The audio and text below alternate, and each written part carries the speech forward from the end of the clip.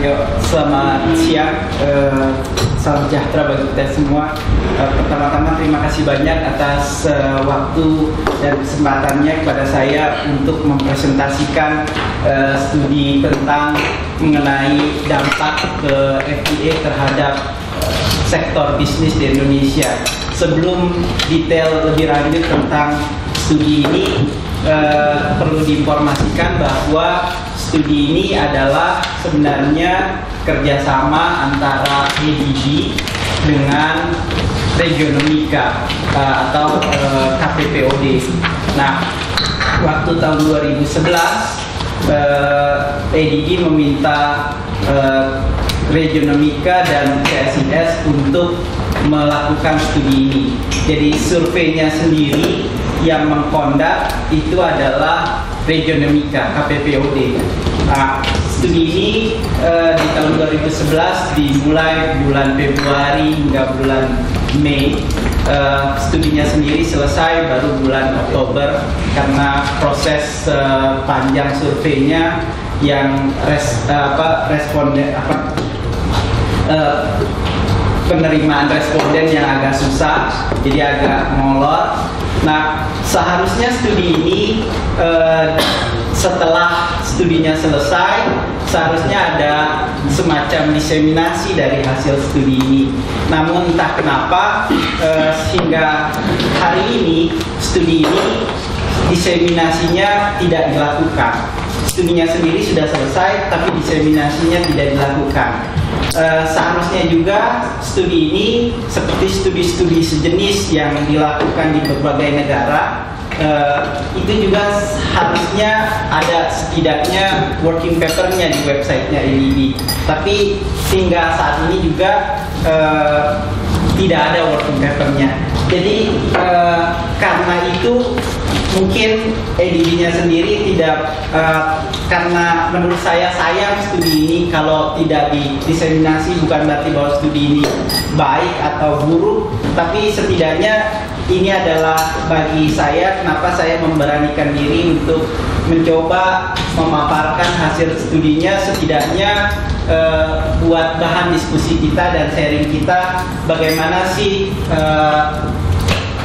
studi tentang FTA yang pernah dilakukan oleh CSIS, dan mungkin dari pihak lain nanti bisa ngambil pelajaran atau ada pelajaran dari sini.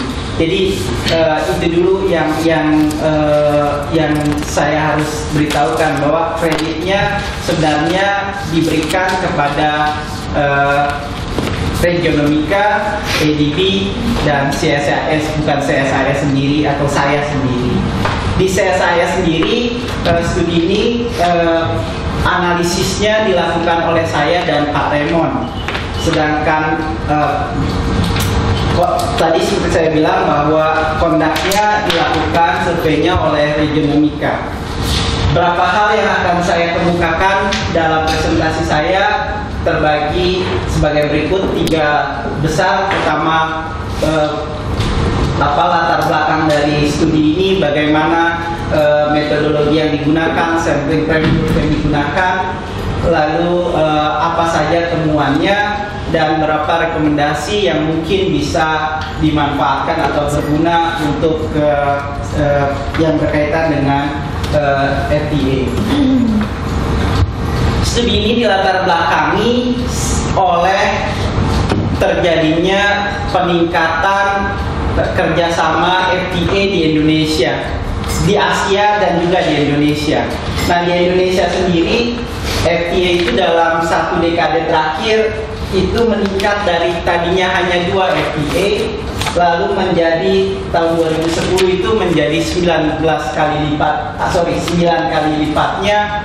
Nah, terakhir data tahun 2011 ini kira-kira data FTA yang melibatkan Indonesia, berikut catatannya dan progresnya sampai di mana. Nah, peningkatan kerjasama FTA yang melibatkan Indonesia ini memunculkan kebutuhan untuk meningkatkan studi tentang itu. Apa sih dampaknya? Karena apa sih manfaatnya? Apakah FTA yang dilakukan digunakan atau enggak sih gitu.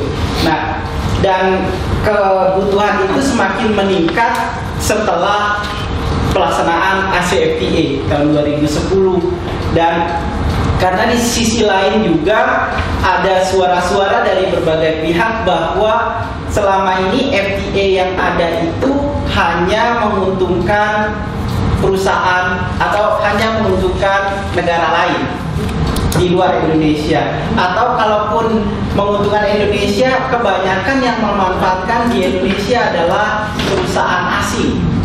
Sementara perusahaan lokalnya jarang menggunakannya, atau bahkan kalau SMI malah jarang menggunakan, dan dia juga harus compete sama produk-produk yang dari luar negeri yang masuk ke Indonesia karena adanya FTA.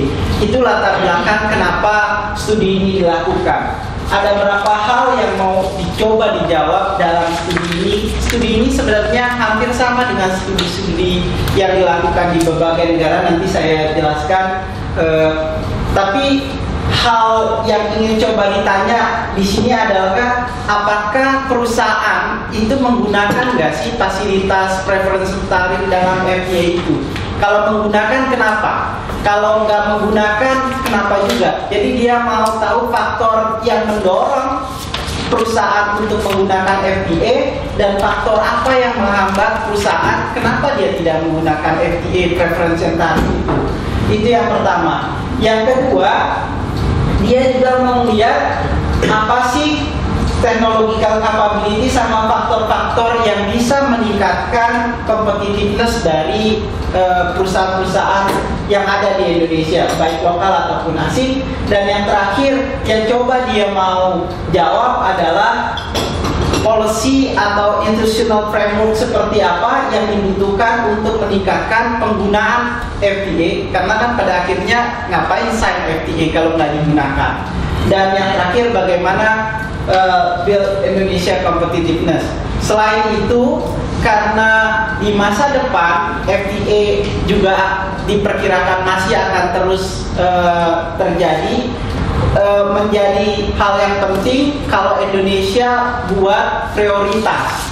Kalau misalnya Indonesia prioritasnya FTA yang dalam studi kan tadi masih banyak. Nah sekarang karena banyak, apakah semuanya mau dijalankan? Perlu ada misalnya apakah Indonesia perlu negara partner siapa yang paling baik untuk melakukan FTA? Itu pertanyaan juga untuk future FTA. Dan lalu FTA di zaman sekarang yang 21st century itu kan nggak sekedar bahwa dia menurunkan tarif, tapi ada isu-isu misalnya trade facilitation, isu labor standar, isu property right, isu environment. Apakah isu-isu itu juga perlu dimasukkan? Nah, jadi selain yang ini, ada pertanyaan tentang isu apa dan negara partner apa yang perlu dimasukkan dalam FTA ke depannya. Nah, seperti saya bilang tadi, desain surveinya sendiri, desain kuesionernya sendiri itu sudah ada dari ADB, karena ini seperti lanjutan seri studi di regional. Nah, jadi studinya hampir sama seperti studi-studi yang dilakukan di negara lain. Yang pertama kali memang di Jepang, terus di Korea, di Cina, di Thailand. Nah, untuk di Indonesia, studi ini dilakukan menggunakan kuesioner tersebut dengan berbagai revisi tentunya yang disesuaikan dengan di Indonesia. Dan di sini di Indonesia kita mensurvei 5 sektor manufaktur. Jadi hanya manufaktur, tekstil, apa aja sektornya, tekstil, garment, food dan beverage, wood and wood product, elektronik, dan otomotif. Jadi 5 sektor itu. Kategorinya 3 kategori ukuran perusahaan, berbeda tapi definisinya. SMI itu SME itu di bawah 300 pekerja, sementara big firm atau large firm itu 300 sampai 1000 pekerja, dan giant itu lebih dari 1000 pekerja. Studinya sendiri dilakukan di 6 provinsi, dari mainly di Jawa dan beberapa di Pulau Batam. Studi surveinya sendiri berlangsung dari bulan Februari sampai bulan Mei. Jadi hingga Juni lah waktu itu akhirnya. Nah, selain survei survei face to face interview dengan pertanyaan struktur, kami juga mencoba melengkapinya dengan melakukan analytical hierarchical process. Ini KPPOD yang melakukannya. Jadi selain dari hasil survei tadi, kita kunjungi beberapa perusahaan dan coba ngasih misalnya pilihan-pilihan apa investmentnya, apa yang paling prioritas, apa faktor pendorongnya, apa service yang paling dibutuhkan. Jadi itu dilakukan juga. Pada kesempatan ini saya hanya akan mempresentasikan yang hasil dari surveinya. Selain kedua metode ini, kami juga melengkapinya dengan interview ke beberapa asosiasi dan beberapa pelaku usaha. Oke.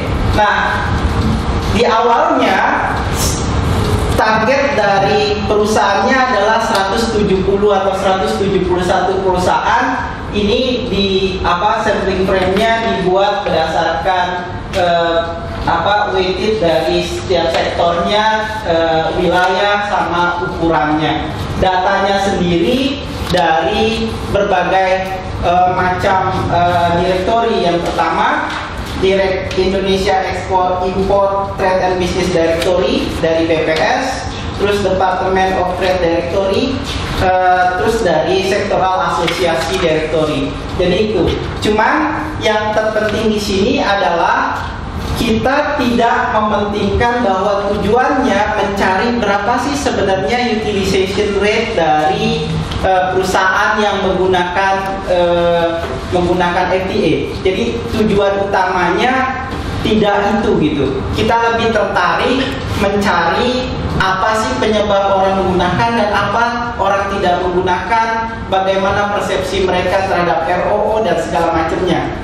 Nah, karena itu dalam samplingnya kita agak bias karena kita memasukkan perusahaan-perusahaan, jadi by intention sekitar 30% kita memasukkan perusahaan yang dari daftar FTA, penggunaan FTA yang ada dari Departemen Perdagangan. Jadi memang sengaja seperti itu. Nanti makanya akan dilihat bahwa utilization rate-nya itu cukup tinggi.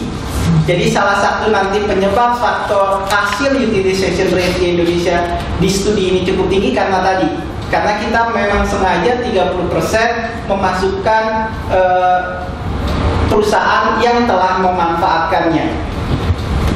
Terus itu yang pertama. Jadi tujuannya tadi saya bilang bahwa dia mencoba membalance semua aspek dari size-nya, sektornya, wilayahnya, sama juga apakah dia menggunakan atau enggak. Mungkin ini adalah kelemahan dari studi ini karena dia memasukkan tadi angka 30% itu, tapi trade-off-nya tadi karena kita menghindari bahwa akhirnya nggak ada yang menggunakan, jadi kecil jadinya. Karena kan kalau dia random, benar-benar random, agak sulit. Jadi itu. Nah, survei findingnya ini sampel akhirnya. Sampel akhir dari 171 tadi, pada akhirnya kita dapat berhasil 206 perusahaan dengan skala ownership dan sektoral distribusinya seperti yang digambarkan di tabel ini. Misalnya dari keseluruhan sampel 113 atau 54,9% itu large. Sisanya 23% itu medium small, dan giant itu 21,8%. foreignnya dan domestik itu relatif sama. Jadi foreign di sini pun kita nggak menghitung bahwa apakah dia lebih persentasenya lebih dari 50% kita kategorikan foreign. Foreign di sini hanyalah pokoknya ketika ada proporsi ownership dari asing kita anggap dia sudah foreign. Jadi itu penjelasannya. Sedangkan komposisi yang lainnya seperti yang dijelaskan di sini, misal tekstil, garment, proporsinya seperti itu. Nah, sekarang utilization rate. Kita lihat walaupun tadi kita tidak begitu peduli dengan utilization rate, tapi kita lihat di sini bahwa dari hasil sampling yang tadi kita lakukan, survei yang kita lakukan, 52,4% itu menyatakan dia telah menggunakan atau sedang menggunakan FTA. Jadi kalau dia pernah, walaupun sekarang enggak, kita anggap pernah. Jadi 52,4% itu sedang dan atau telah menggunakan. Ini lebih besar dari proporsi 32% utilization rate yang ada di datanya Departemen Perdagangan. Di data Departemen Perdagangan hanya berbeda menghitungnya. Kalau di Departemen Perdagangan dia menghitung berapa sih total ekspor yang menggunakan FTA dibagi total ekspor keseluruhan. Jadi itu. Nah, untuk sektornya kita lihat bahwa jadi kenapa dia tinggi? Seperti saya bilang tadi bahwa kenyataannya besar karena tadi ada bias di samplingnya, tapi juga dari interview kita ke beberapa responden secara terpisah dari ini dibilang bahwa sebenarnya di Indonesia untuk memanfaatkan fasilitas itu mudah karena biayanya cuma 5.000, prosesnya juga nggak lama, paling hanya 1-2 hari, paling lama 1 minggu. Jadi dari situ pun sebenarnya juga telah mudah kalau memang orangnya itu tahu dan bisa. Itu yang pertama. Yang kedua, di Indonesia ada kecenderungan gini.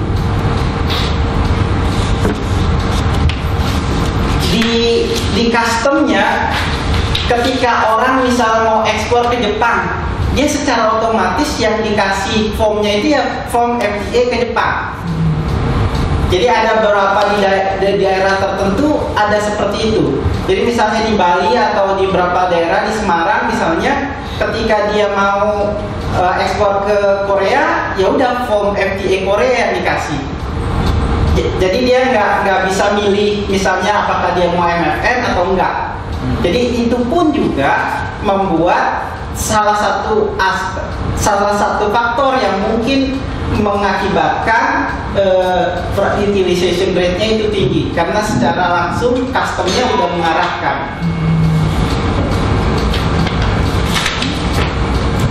Nah, sementara kalau kita lihat sektor otomotif dan part sama elektronik itu dia punya utilization rate yang lebih tinggi dibanding sektor lain. Ini ada berapa hal mungkin yang menjadi penyebab. Yang pertama adalah karena biasanya di sektor ini dia perusahaan-perusahaan yang ada di sektor ini ada kaitannya dengan mother company-nya atau perusahaan induknya yang menyuruh mereka untuk melakukan itu. Dan terkonfirm misalnya bahwa sebagian besar dari perusahaan yang ada di sektor ini yang disurvei itu kebanyakan adalah perusahaan asing.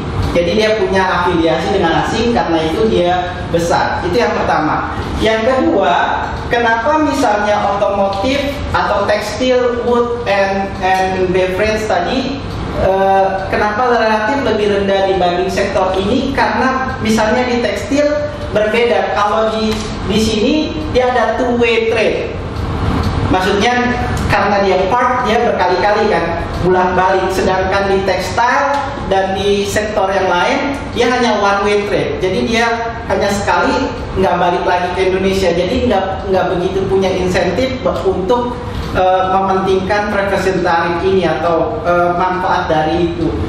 Nah, konfirmasi dari otomotif, industri, dan elektronik, komponen kenapa besar juga ada studi-studi yang lain yang melihat bahwa beberapa tahun terakhir di Asia itu terjadi trade di komponen dan part yang besar. Jadi itu salah satu hal lagi yang mengkonfirmasi kenapa sih seperti itu. Itu yang kenapa otomotif lebih besar. Yang kedua, kalau kita lihat size-nya, large firm itu atau giant firm itu utamanya dia lebih cenderung untuk menggunakan dibandingkan yang small. Alasannya dikemukakan oleh Wignaraja, misalnya ada 3 alasan.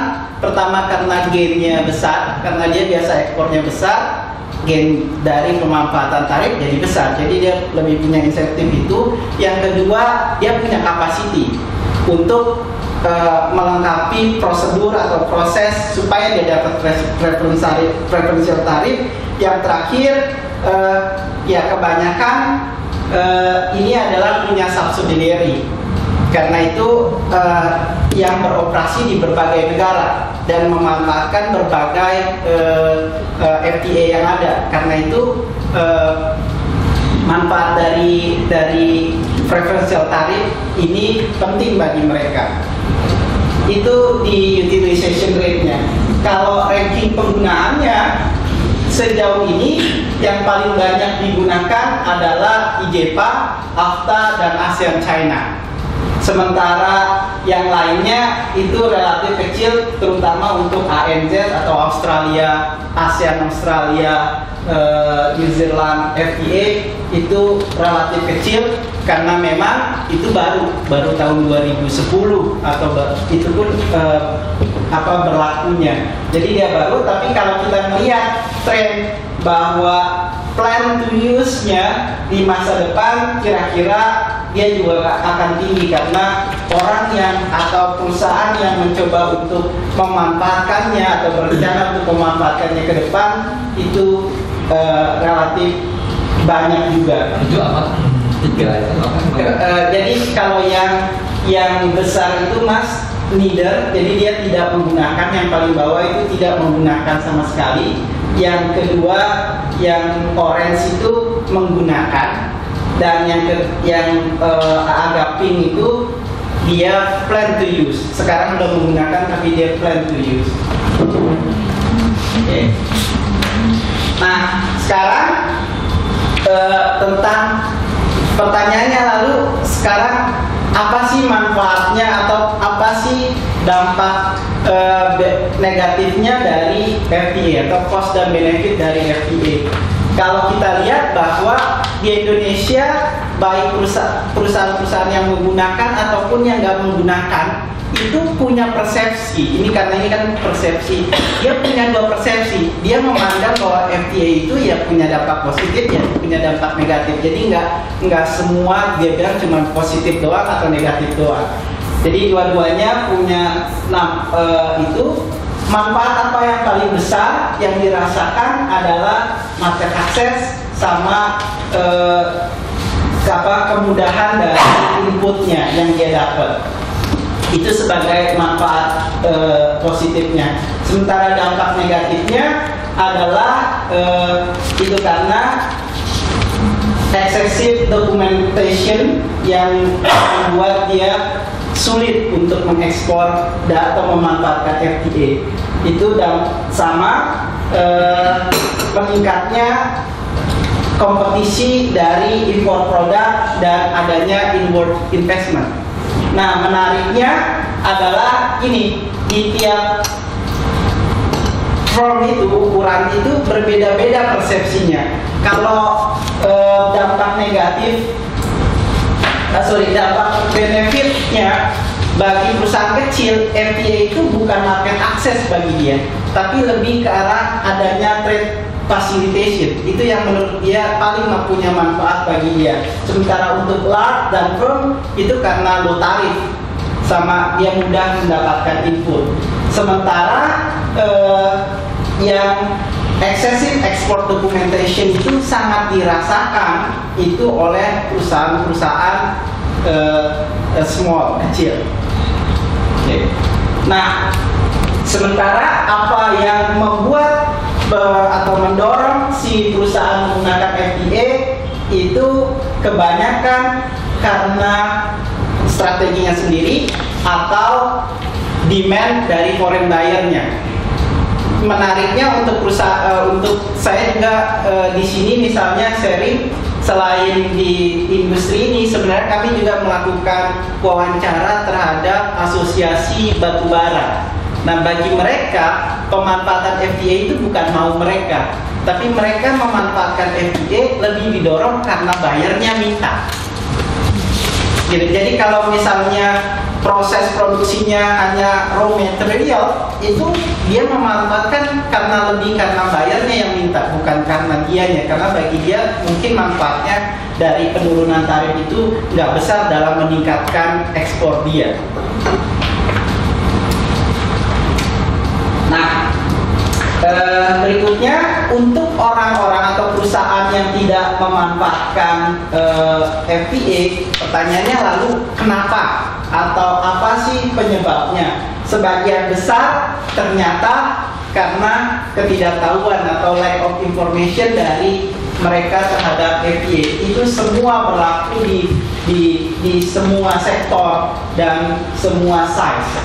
Walaupun demikian, untuk faktor kedua dan ketiganya itu relatif berbeda. Jadi detailnya ada di paper saya, misalnya sektor perusahaan kecil, kenapa dampak keduanya? Perusahaan besar misalnya selain lack of information, time delay itu yang lebih dia pentingin dibanding pengaruh yang lain yang membuat dia nggak melakukan ekspor. Untuk khusus karena lack information adalah yang terbesar, faktor ini terutama terjadi atau dirasakan oleh perusahaan kecil, terutama yang berada di sektor tekstil dan wood industry. Itu yang pertama. Yang kedua,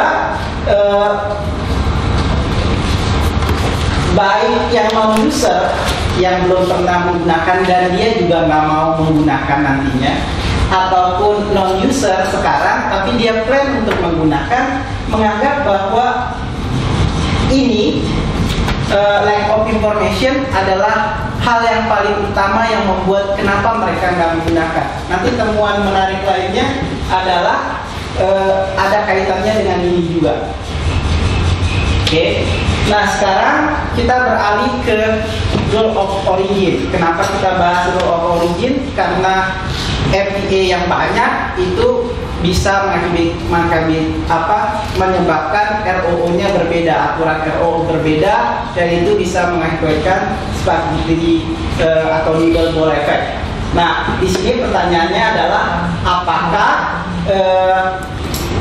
kompleks ROO itu menghambat atau enggak? Itu yang pertama. Yang kedua, apakah kompleks ROO itu menambah cost-nya atau enggak? Nah, untuk yang pertama atau temuan secara keseluruhan, kita lihat bahwa sebenarnya permasalahan ROO itu bukan hanya terjadi di kompleks ROO aturannya itu sendiri, tapi juga masalah implementasinya. Karena itu tadi ada masalah hambatan karena delay. Salah satunya adalah karena kekurang pahaman customnya terhadap aturan itu yang mengakibatkan prosesnya menjadi lama.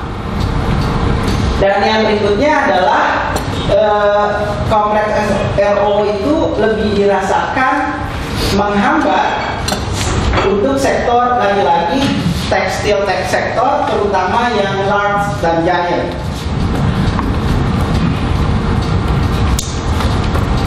Menariknya, kebanyakan perusahaan itu nggak menganggap bahwa ROO itu menambah biaya dia, karena kebanyakan bilang dia nggak tahu, atau kalaupun bilang ia menambah cost itu pun kecil. Perusahaan besar dan raksasa itu terutama yang di Giant merasa concern bahwa extra cost dari ROO ini dibandingkan SMI, karena kan dia besar, proses biasanya kalau perusahaan besar kompleks ROO ini membuat hambatannya jadi banyak dan itu merugikan karena dia ekspornya besar dibanding yang kecil.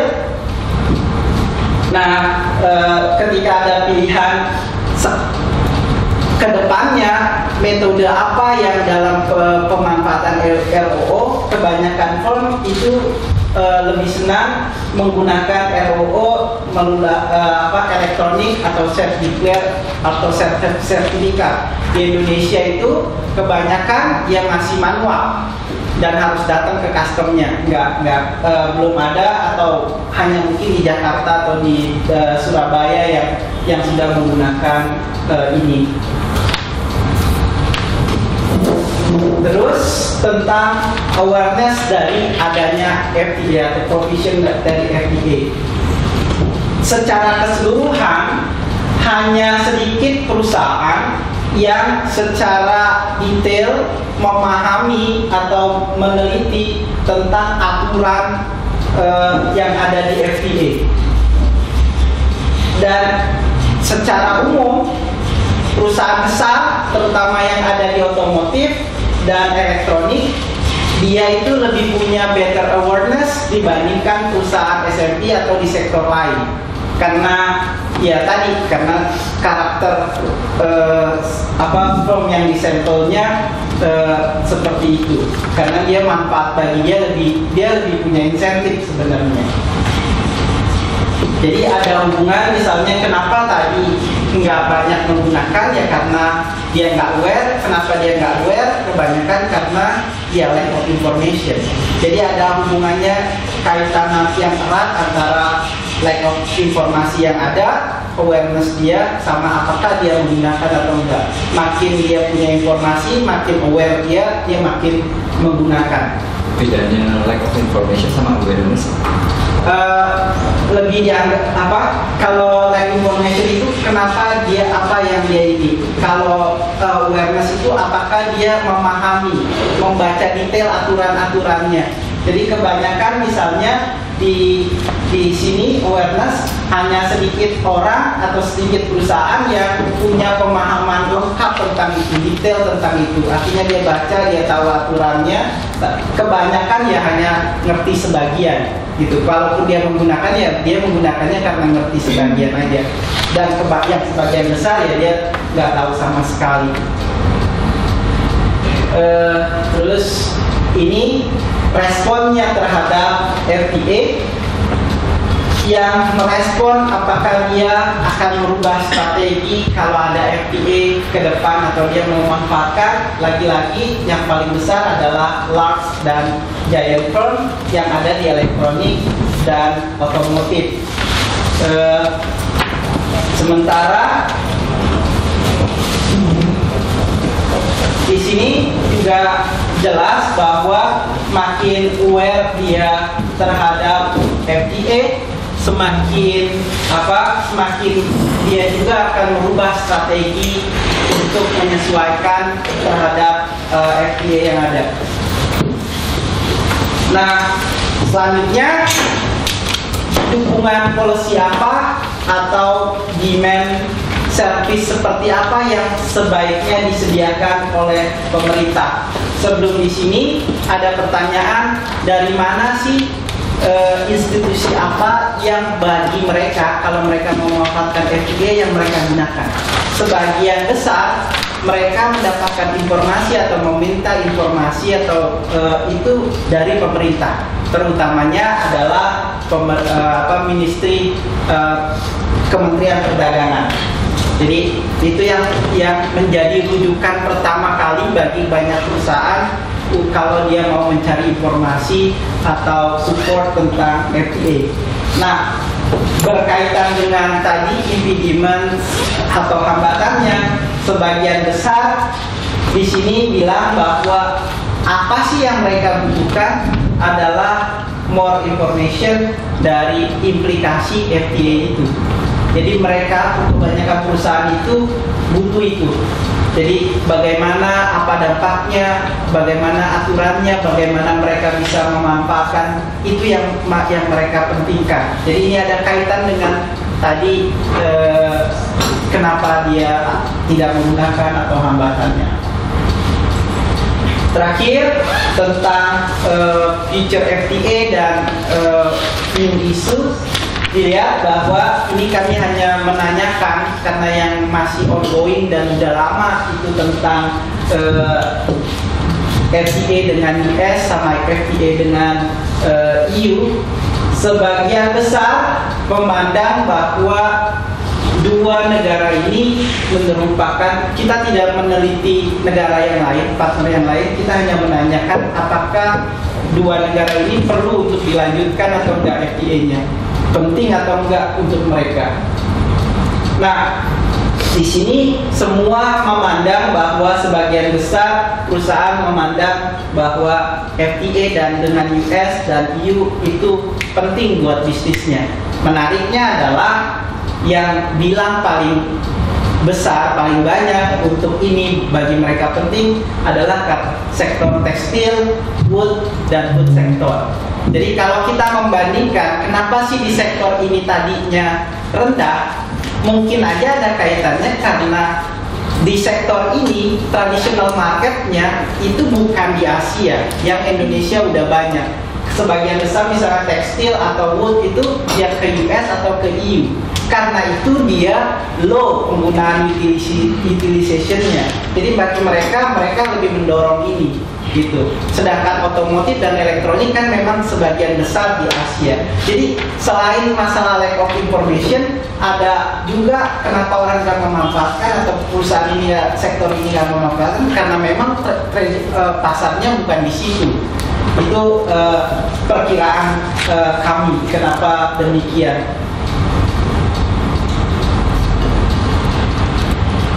Karena dia berkebalikan dengan utilization rate yang tadi. Nah, terakhir, kalau isu apa yang penting, sebagian besar yang menganggap bahwa environment standard, property right dan segala macam yang lain itu penting untuk dimasukkan. Karena itu mungkin ada benarnya Indonesia tidak masuk TPP. Karena memang perusahaan di Indonesia nggak memandang itu penting. Bagi perusahaan Indonesia, kalau Indonesia mau melakukan FTA, maksudnya perusahaan yang ada di Indonesia saat ini, kalau Indonesia mau melakukan FTA ke depannya, kalau itu dalam bentuk comprehensive FTA, yang bagi mereka lebih penting adalah bagaimana aturan trade facilitation-nya atau insentif trade facilitation-nya sama investment. Itu yang mereka lebih pentingkan dibandingkan environment standard, intellectual property atau labor standard. Oke, itu kira-kira hasil temuan yang bisa saya share. Ada berapa rekomendasi yang mungkin relevan atau bermanfaat secara detail dikaitkan dengan temuan yang tadi. Di sini saya hanya akan bahas yang poin-poinnya aja. Misalnya untuk meningkatkan kualitas informasi dan awareness, pemerintah misalnya bisa menyediakan informasi yang lebih akurat, update tentang progres dari negosiasi, itu kayaknya penting. Yang berikutnya yang nggak kalah penting adalah adanya konsultasi, koordinasi dan policy dialog dengan dengan stakeholder, terutama para pengusaha, baik itu sebelum FTA-nya dilakukan ataupun setelah. Karena penting itu juga biar bisa punya ownership dari para pengusaha ini atau pelaku bisnis. Yang berikutnya adalah conduct research atau assessment tentang dampak ini supaya kita bisa memperbaiki ke depannya, karena misalnya akan ada review atau untuk yang baru, itu penting untuk ini. Dan untuk meningkatkan utilization dari FTA, ada berapa yang bisa dilakukan oleh pemerintah, misalnya custom prosedur lebih baik. Ini misalnya peningkatkan single windows, detailnya ada di penjelasannya ada di paper saya. Yang berikutnya, arrange workshop training bukan hanya bagi si pelaku usaha, tapi yang gak kalah penting juga bagi pihak pemerintahnya sendiri, terutama di local government. Karena kebanyakan delay itu terjadi ya karena tadi ketidakpahaman atau kekurang pengertian dari mereka. Yang berikutnya, yang untuk di region, misalnya pemerintah Indonesia bisa untuk melakukan harmonisasi dari ROO. Walaupun ROO tadi kita lihat bahwa dia bukanlah salah satu faktor utama yang menghambat, tapi dia penghambat ketiga dan keempat. Walaupun demikian perlu ada perbaikan di sini. Dan khusus untuk SME dan meningkatkan competitiveness dari perusahaan-perusahaan Indonesia, ada berbagai hal yang bisa dilakukan oleh pemerintah, misalnya technical assistance dan training dari FDA, termasuk mengenai standar produk standar. Karena kenapa misalnya perusahaan-perusahaan asing yang bermitra dengan lokal tidak mengambil input dari Indonesia, beberapa hal dari interview kami dinyatakan bahwa ya karena input dari Indonesia belum bisa memenuhi standar produk mereka. Karena itu di bawah saya bilang meningkatkan skill upgrading atau teknologi upgrading. Nah, yang gak kalah penting adalah ya yang klasik. Jadi general business environment itu juga penting untuk diperhatikan. Karena di sini selain dari hasil studi ini, interview kami juga menemukan bahwa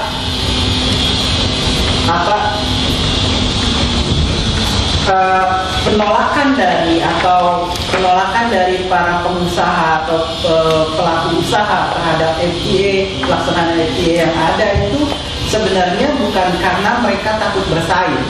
Mereka itu lebih menganggap bahwa mereka nggak ada support dari pemerintah. Jadi apa yang telah dijadikan pemerintah misalnya tentang energi yang murah, tentang logistik yang murah dan segala macam yang seharusnya bisa membantu mereka untuk bersaing itu nggak dijalankan. Karena itu ketika mereka nggak bisa menghantam pemerintah untuk melakukan itu, yang keluar adalah ya mereka tolak FDA. Jadi karena itu untuk membantu mereka bukan untuk sekedar FDA-nya sendiri dalam kerangka FDA yang harus diperbaiki, tapi secara umum business environment-nya juga mesti diperbaiki.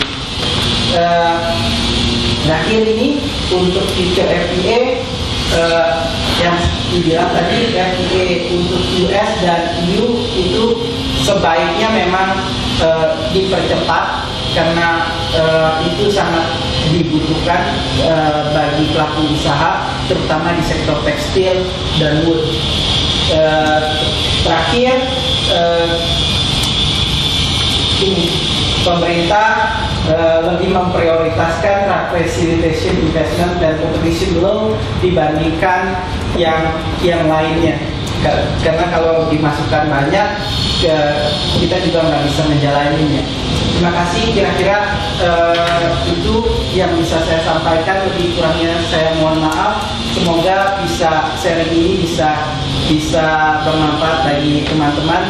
Saya juga menunggu masukannya apa yang perlu diperbaiki dari studi ini. Mudah-mudahan studi ini bisa ada studi lanjutannya dan bisa dimanfaatkan. Terima kasih. Terima kasih Denny atas paparannya yang cukup komprehensif. Ada banyak masalah, tapi ada optimisme juga ya dalam penelitian ini bahwa ternyata perusahaan itu tidak asal mereka tahu dan aware dan melihat manfaatnya, mereka mau memanfaatkan fasilitas yang diberikan dalam FTA pertama. Dan kalau mereka tidak memanfaatkannya juga tidak hanya karena mungkin bukan karena semata-mata tidak efisien, tapi misalnya karena marketnya bukan market yang menggunakan FDA kan, misalnya untuk food dan wood dan sebagainya. Berikutnya kami langsung mengundang pada mengundang bapak-bapak dan ibu-ibu sekalian untuk memberikan tanggapan langsung satu, kami langsung dijawab saja. Silakan Pak Refli. Tidak ada pendapat ini. Enggak banyak ya Bapak. Iya. Iya, pertama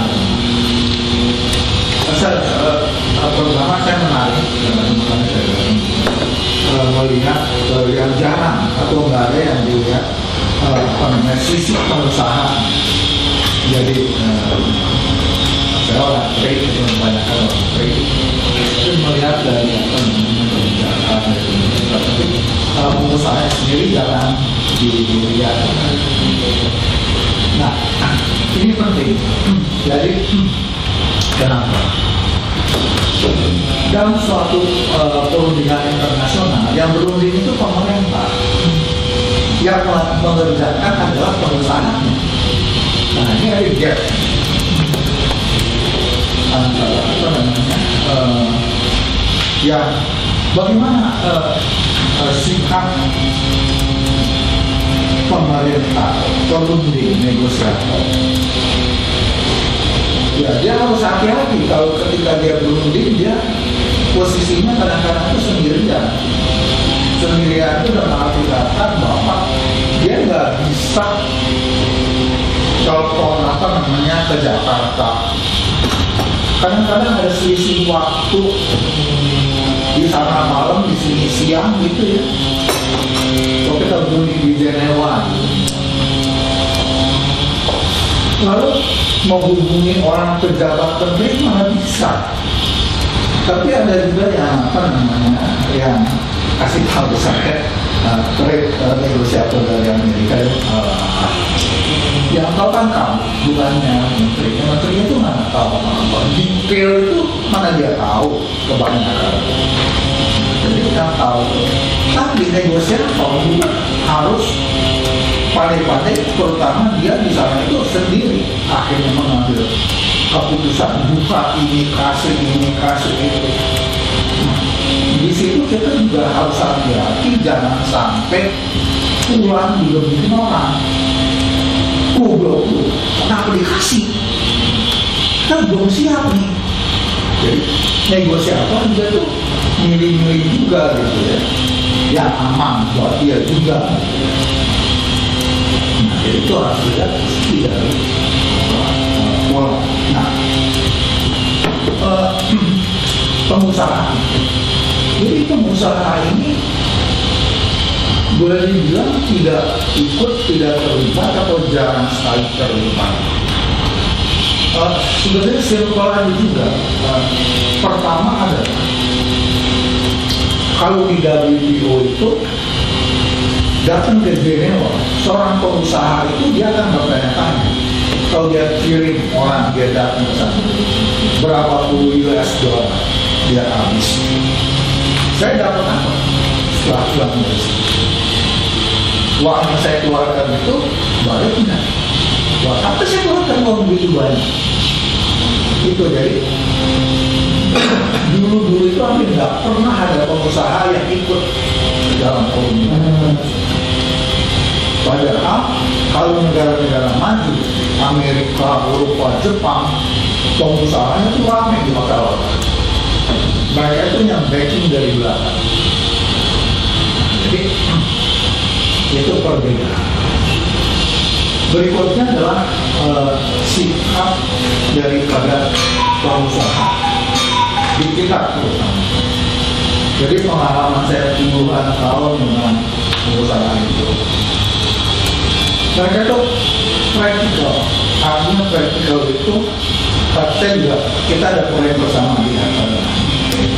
Saya juga pernah kesempatan melihat reaksi daripada pengusaha. Coba tanya ke pengusaha.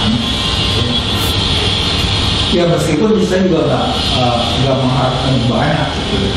Karena mereka itu begini, jadi pengusaha itu udah mempunyai, biasanya udah punya hubungan, udah berhasil, udah punya bisnis, punya income yang menyenangkan dia. Jadi dia sering-sering yang saya lihat sikap pengusaha Indonesia itu don't care itu ada GSP atau apa gitu, fasilitas. Dia udah jalan, dia punya bisnis. Dia udah hidupnya udah enak gitu, udah bagus gitu. Jadi apa namanya, nggak terlalu care gitu ya. Nah, jadi orang yang bisnis itu yang dipikirin itu siang malam itu sebelum tidur gimana cari mau membangkang usahanya cara dia sendiri, bukan melalui ada yang kemungkinan, tapi apa kontak bisnis atau bisa nawarin apa, barang apa lagi, bisa apa lagi, itu yang dipikirin. Jadi sangat sulit sekali menemukan pengusaha yang juga pemikir. Yang memikir itu adalah akademisi yang memikir. Misalnya begini, pengalaman barangkali juga saya sering sekali pada sini.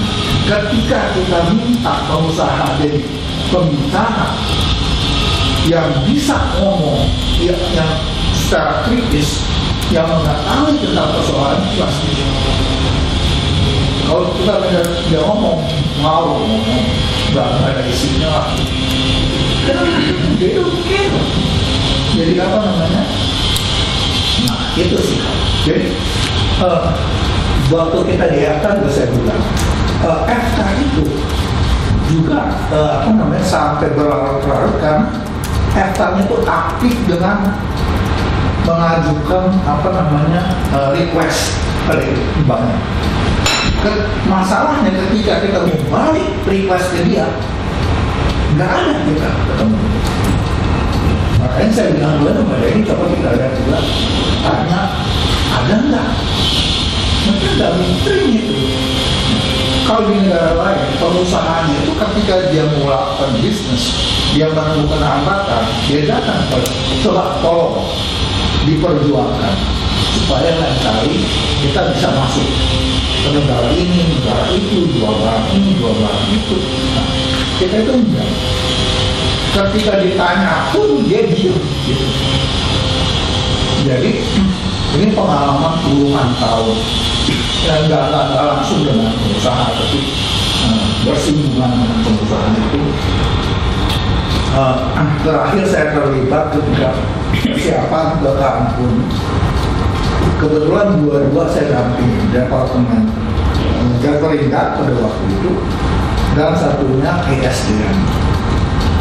Ketika di ESDM itu pertama kali ESDM itu terlibat di WTO. Semua yang berkepentingan itu diundang, puluhan negara. Dan kita coba tolong, kita banyak permintaan request dari negara-negara lain di bidang ESDM, minta ini, minta itu. Saya bilang coba apa namanya kasih tahu, saya kasih alamat ini. Apa sih yang Anda minta kita perjuangan di forum itu? Tidak satu. Padahal begitu banyak puluhan, hampir semua yang terlibat di bisnis permintaan itu hadir. Tidak satu pun. Nah, itu problem. Jadi apa namanya? Nah, jadi saya kira juga untuk gini-ginian ini orang harus mempelajari ya, detailnya. Jadi bukannya ada ASEAN China Free Trade Agreement, coba baca, bukannya agreementnya, lihat attachmentnya. Nah ini banyak di kalangan intelektual sendiri terjadi perdebatan karena dia sendiri juga nggak detail bacanya. Dia cuma tahu kulitnya, tapi dia nggak tahu dalamnya. Bahwa dalam attachment itu setiap dari Cina dengan Vietnam, Cina dengan Indonesia, dengan Malaysia, dengan semua itu satu-satu ada beda satu sama lain. Jadi itu sangat detail sekali. Pengusaha peduli gitu ya, dijual. Barangkali apa namanya ada satu hal yang juga mengganggu itu. Saya di sini nggak ada nomor halaman, tapi tadi disinggung ROO. ROO itu bukan the law, tapi the rules. aturan-aturan yang dan juga saya juga nggak baca, mungkin ada interpretasi yang berbeda. Jadi di hampir semua, boleh bilang semua international trade agreement ada peraturan tentang rules of origin. Sebabnya rules of origin itu mencegah negara lain itu menjadi free rider. Kalau kita memberikan fasilitas kepada, misalnya di ASEAN, kita memberikan fasilitas kepada Malaysia, karena Malaysia juga resiprokal memberikan fasilitas pada kita. Tapi kalau misalnya dari Jepang dia kirim mobil ke ke Malaysia dengan tarif yang lebih rendah, kemudian dari sana dia kirim ke Indonesia dengan tarif 0 misalnya, itu pentingnya rules of origin mencegah bahwa negara lain yang kita tidak memberikan fasilitas tidak menggunakan fasilitas free trade agreement. Jadi itu yang namanya rules of origin, mencegah, karena itu kita saling resiprokal memberikan fasilitas. Jangan sampai negara lain itu membonceng free rider masuk. Saya kira apa namanya? Denny, langsung aja. Saya nggak ada komen banyak. Saya sepakat sama Pak Levi, Prof. Levi tentang ya memang seharusnya dua belah pihak, yang bukan hanya pemerintah yang concern terhadap FTA, tapi juga pengusaha. Saya sepakat bahwa banyak pengusaha Indonesia yang merasa bahwa kalau dia belum kena batunya atau belum kejedot, dia belum aware terhadap itu yang pertama. Kebanyakan pengusaha kita masih hanya berpandangan bahwa pasar kita besar, jadi orientasinya masih pasar lokal. Karena itu mereka lebih protektif dibandingkan mereka mau ekspansi keluar. Sebenarnya kan kalau dengan ada FTA ini pasarnya bukan lagi di Indonesia, bisa memperbesar walaupun pasar utama di Indonesia.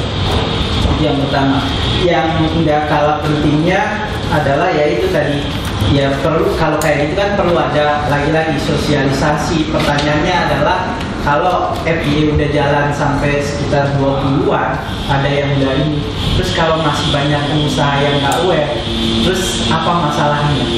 Berarti kan ada yang salah juga dari pemerintah dalam masalah sosialisasinya, dalam mungkin aja jadi ketika perundingannya kebanyakan ya dia nggak mengikut sertakan. Kalau yang ikut sertakan paling ya yang itu aja gitu. Itu yang jadi perlu perhatian. Nah, untuk yang ROO tadi typo Pak tentang goal itu sebenarnya rules of origin itu. Tapi ini concern kenapa ROO itu penting adalah sebenarnya kalau di Indonesia yang atau di negara ASEAN, East Asia itu kan semua sebenarnya udah ada dalam satu FTA. Sekarang mana ada negara ASEAN yang nggak punya FTA sama China? Baik bilateral dia punya, dalam rangka ASEAN juga punya. Nah, masing-masing perjanjian ini kan punya ROO yang berbeda-beda. Benar bahwa itu untuk menghindari free rider, tapi kompleksitas dari masing-masing itu kan juga menjadi ribet. Bisa saja yang dikhawatirkan oleh banyak trade ekonomis yaitu menghambat malah menghambat perdagangan. Tapi temuan di sini kan dilihat bahwa ternyata dia nggak begitu masalah juga tentang itu. Yang concernnya adalah bisa jadi karena itu walau kompleksnya membuat menjadi delay gitu. Jadi concern perusahaan terhadap ROO-nya enggak, tapi misalnya gara-gara itu customnya harus makan waktu neliti bener enggak mana yang ini. Nah, kalau customnya well trained nggak jadi masalah, tapi gara-gara itu jadi delay kan itu yang merugikan. Jadi kenapa tetap kita perlu perhatikan lebih sederhana, penyederhanaan ROO itu penting. Kira-kira itu. Ya, kesempatan berikutnya Mas Arief. Makasih. Ini yang ngasih kerjaan. Tahu. Mudah-mudahan ini saya yang ngasih kerjaan tadi. Makasih Mas Denny, presentasinya menarik. Cuman ada beberapa pertanyaan. Saya ada 3 pertanyaan. Yang pertama, Mas Denny bilang bahwa kuesioner yang sama ini juga dipakai buat survei di negara-negara yang lain. It's going to be very interesting kalau misalnya Mas Denny bisa compare results yang didapat sama negara-negara lain dengan apa yang didapat di dalam di dalam report ini. Karena kita juga perlu tahu kenapa di Indonesia sama atau enggak kira-kira utilization rate dari FTAs di Indonesia sama di tempat lain. Kalau beda kenapa dan kenapa Indonesia harus berbeda, itu kan big questions yang harus kita address ya. Terus yang saya mohon maaf saya belum baca papernya, jadi ini cuma dari presentasi Mas ini tadi yang selalu pertanyaan yang selalu ngikutin masing-masing slides yang Mas ini tampilkan tuh di kelas ya. Kenapa kok mereka jawab seperti itu? Jadi kayak utilization rate-nya kecil untuk sektor ini. Tapi kenapa kok kecil? Apa yang menyebabkan mereka nggak utilizing PA facilities? Itu mungkin menarik buat dikaji lebih lanjut. Saya nggak tahu di kuesionernya informasi seperti itu bisa udah ada secara eksplisit atau bisa secara implisit digali lebih dalam dan jawaban-jawaban perusahaan. Reportnya akan jauh lebih menarik kalau misalnya hal-hal seperti itu bisa di-cover. Yang ketiga, salah satu rekomendasi Mas ini tadi adalah buat expediting FTA sama EU dan US. Yang menarik dari sini figure 8 Mas Denny di paper itu nunjukin bahwa yang namanya environmental standards, intellectual property, legal standards dan competition law dan macam-macam itu tuh bukan dianggap atau tidak banyak dianggap sebagai areas yang appropriate buat di covered by FTA. Nah, kalau kita mau pursue FTA sama EU in particular, US juga to some extent, itu biasanya jadi main elements yang mereka minta. Siap nggak kita buat itu? Dan kalau kita belum siap, apa yang harus kita lakukan buat bikin pengusaha kita siap sama hal seperti itu? Silakan. Makasih banyak Mas Arif atas masukannya. Semoga ini membolehkan ini. Jadi gini Mas Arif, desain surveinya sendiri kan Ganesh yang buat. Jadi Ganesh dan teman-teman, dan itu udah dipakai di Thailand dan di Filipina. Sebelumnya Ganesh juga istilahnya mengembangkan yang udah dibuat di Jepang. Nah, Ganesh sendiri dan dulu direktur ADBI turun ya? Bukan, ADBI. Jadi proyeknya sama ADBI kali ya, bukan? Enggak, ADB Mas. Arik ADB, Pak Iwan. Oh, jadi salah Mas Iwan. jadi gini Mas, rencananya adalah studi yang di Indonesia ini akan ada payung besarnya lagi. Jadi hasil dari di berbagai negara. Jadi tugas saya memang bukan mengkomparasi. Walaupun di dalam beberapa hal di sini saya komparasi, ada juga secara implisit atau eksplisit beberapa hal dibandingkan. Misalnya untuk utilization rate dengan negara lain. Saya kemukakan di paper bahwa utilization rate di Indonesia karena tadi sampling bias tadi lebih besar, karena di negara lain itu nggak lebih dari 20 sampai 30%.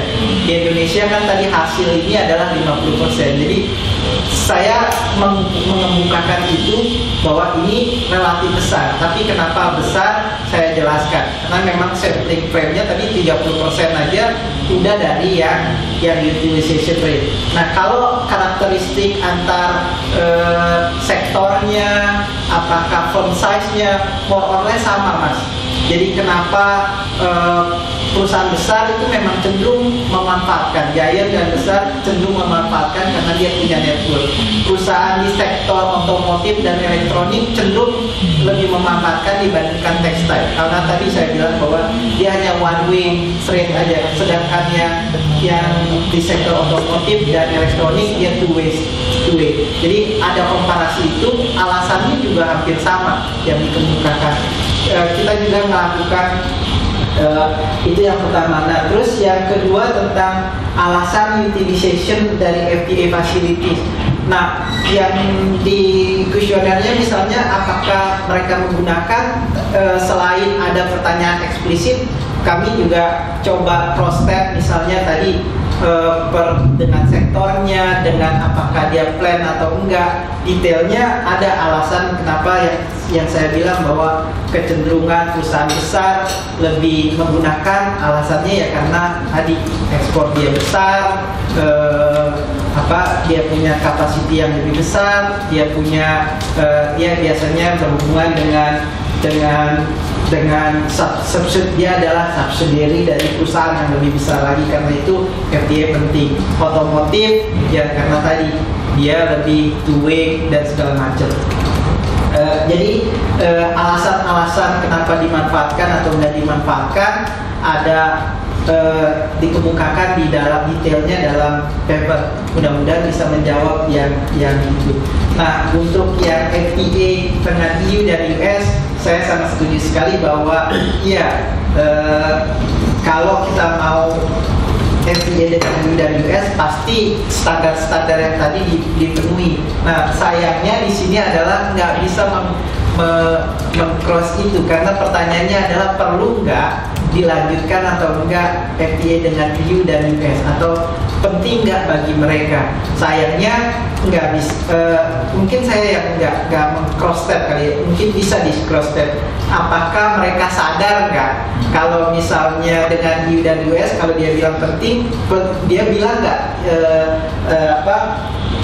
tentang standar-standar itu. Saya belum cross step itu, tapi sebenarnya bisa aja. Tapi kalau dari yang dia tadi, kayaknya dia hanya melihat bahwa dengan adanya FTA dia bisa tarif yang lebih murah tanpa menyadari. Jadi yang dilihat cuma ya gue bisa dapat pasar besar, tapi gue nggak mau ngasih apa-apa gitu. Ya kebanyakan perusahaan Indonesia masih berpikir seperti itu.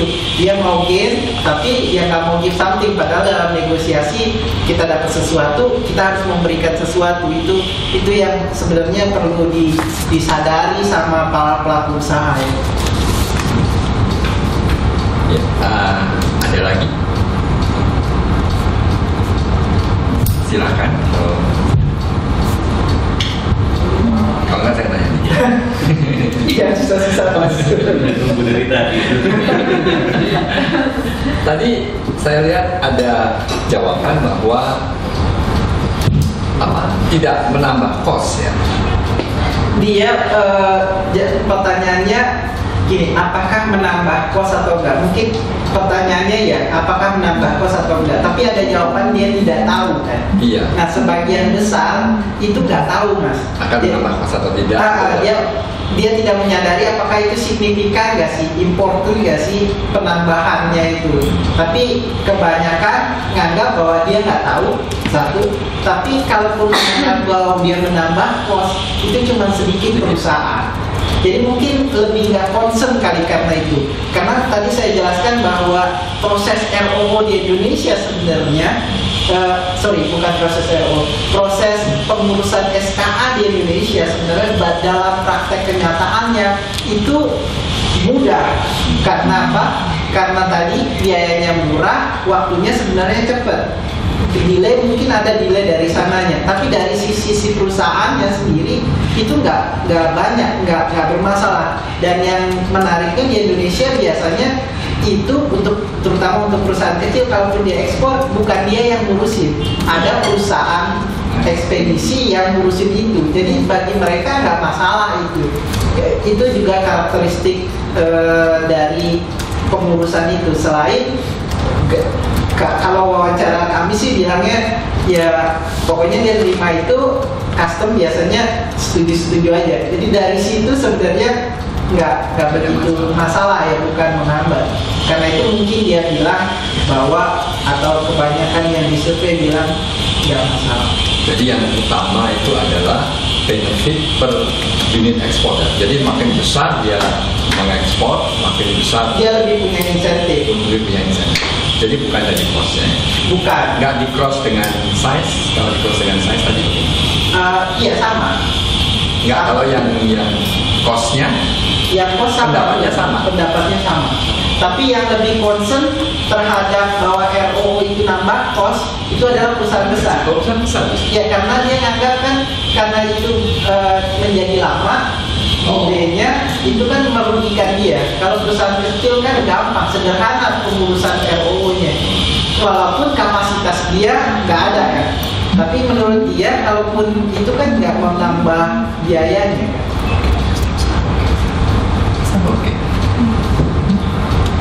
Masih ada lagi. Silakan. Saya Lili dari LPM. Ini masukan aja atau mungkin informasi tambahan. Kami sedang ada studi. Ini kan impact of FDA. Tadi salah satunya utilization rate. Kita sedang ada studi tentang utilization rate of FDA. Tapi baru berjalan ke perusahaannya manufaktur sama jasa. Kemudian kita juga datang ke officialsnya. Jadi kita ke Kementerian Perdagangan. Dari tadi membicarakan ROO atau COO ya Pak ya, Pak Denny. Jadi kalau dari tadi ada disebutkan bahwa Indonesian Custom itu cenderung menunjukkan mau ekspor ke Jepang dikasih COO SKA yang untuk ke Jepang gitu ya, form SKA-nya. Kalau dari Kementerian Perdagangan yang kami konfirmasi memang awalnya kata mereka memang melihat SKA itu adalah part of administration gitu. Jadi mereka tidak melakukan pengecekan. Seharusnya institusi yang menerbitkan SKA itu memang melakukan inspeksi gitu, pengecekan apa yang mereka masukkan dalam SKA-nya.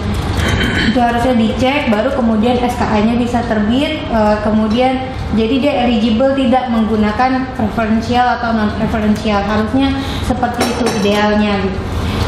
Nah dari setelah menyadari bahwa ini salah gitu, salah konsep gitu ya, ROO atau COO-nya di Indonesia, katanya sih mereka sedang mempersiapkan self declaration atau self certification itu yang sudah dilakukan di negara maju, itu seperti itu. Nah kalau yang COO itu apakah dia sebagai itu menjadi beban atau tidak buat memang dia menambah kos, tapi tidak so far sih hasil penemuan lapangan awal tuh itu tidak menjadi beban gitu karena relatif murah, apalagi kalau buat perusahaan besar yang dengan preferensial itu mereka justru mendapatkan gain dengan adanya tarif preferensial itu. Jadi ini mengkonfirmasi dari hasilnya yang ini saja. Terima kasih. Ya, terima kasih banyak. Sepertinya tidak ada. Ya makanya saya bilang tadi, Mas, kenapa dia agak tinggi ya karena itu alasannya, bahwa kenyataannya ya memang di customnya ya asal lewat. Kalau ada yang detail ya itu membuat delay karena dia nggak punya kapasitas gitu. Kenapa sih utilization-nya tinggi itu, dan yang self declaration itu juga memang temuan di situ juga bilang gitu bahwa si perusahaan sekarang meminta kalau bisa ya self declaration supaya lebih cepat, lebih mudah gitu. Tapi itu self declaration itu nanti tambah dokumen yang mesti dia isi apa enggak? Jadi Enggak ya?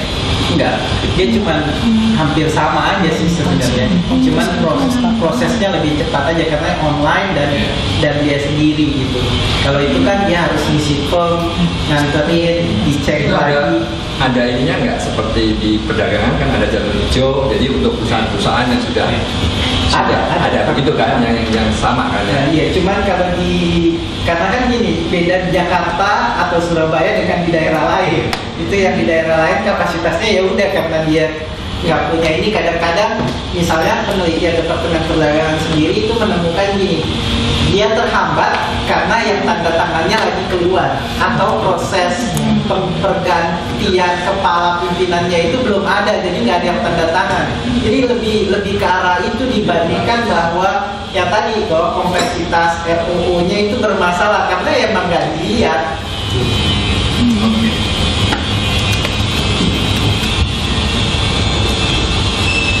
Ada lagi terakhir.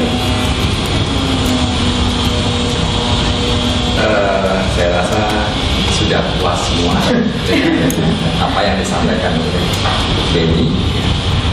Sebetulnya ini masalah yang luas. Ini saya masih tetap melihat bahwa aspek misalnya preferensial tarif itu adalah hanya bagian kecil sekali kan dari FTA. FTA itu sangat luas. Ya.